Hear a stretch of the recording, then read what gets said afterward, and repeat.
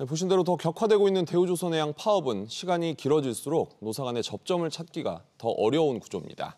시간이 갈수록 손실 규모가 커지기 때문인데요. 지금 협상은 어느 정도까지 왔는지, 또 파업의 쟁점은 얼마나 좁혀졌는지 서주연 기자와 알아봅니다. 우선 핵심 쟁점 중 하나, 임금 인상률 아니겠습니까? 진전이 좀 있었나요? 네, 하청노조는 임금 30% 인상을 요구했다가 현재는 15%대로 인상률을 낮춰서 협상 중이지만 여전히 사측과는 이견차가 꽤 있는 상황입니다. 네. 다만 노조 측이 당초보다 인상률을 꽤 낮췄기 때문에 오늘 저녁 임금 인상률과 관련해서는 협의가 이뤄질 수도 있다는 전망입니다. 노조 전임자 인정, 상여금 300% 인상, 또 단체 교섭 허용, 사무실 제공 등 다른 요구안에 대한 합의는 아직 이뤄지지 않은 상태입니다. 임금 인상률보다 더 큰 문제가 손해배상 부분인데 이 부분은 이견이 워낙 크다 보니까 합의가 좀 쉽지 않죠. 그렇습니다. 사측은 파업 손실을 약 7천억 원 정도로 보고 있는데요.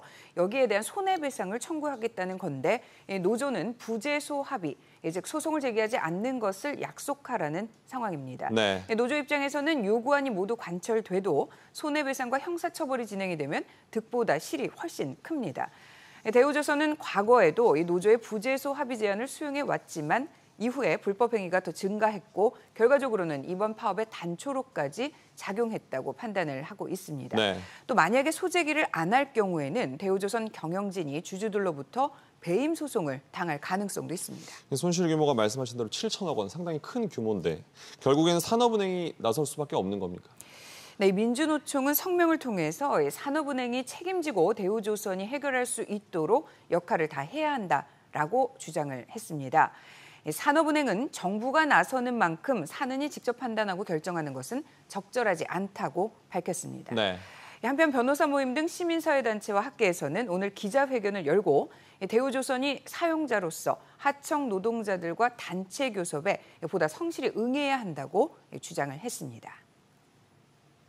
현행법에 대한 유권적 해석기관의 지배적인 견해는 원청 대우조선 해양의 실질적인 결정 권한이 있으므로 교섭에 응해야 된다라는 부분입니다. 적극적인 교섭을 통해서 문제 해결이 신속하게 이루어졌으면 좋겠습니다.